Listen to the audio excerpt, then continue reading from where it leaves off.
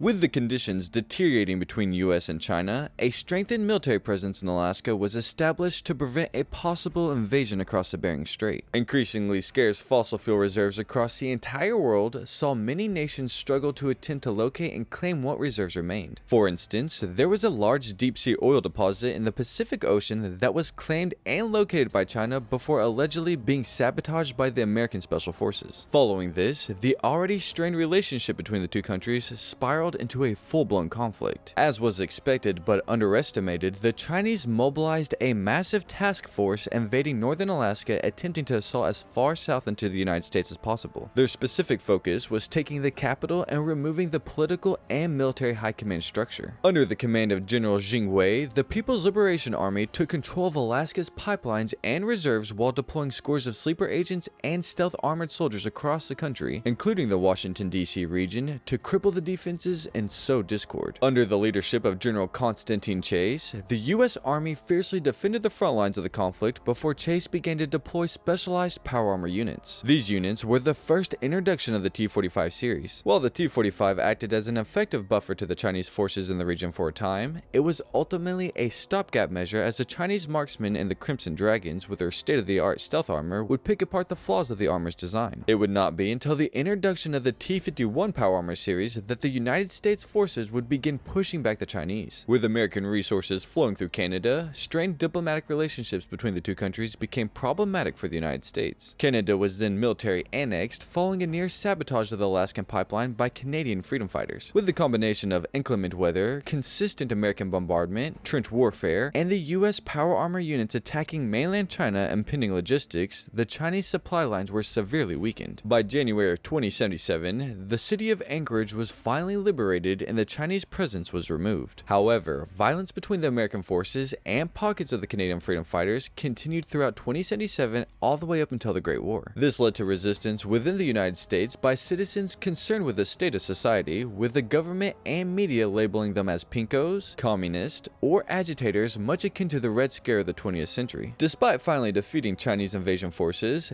this did little to assuage the American populace, with many believing that this had backed China into a desperate corner.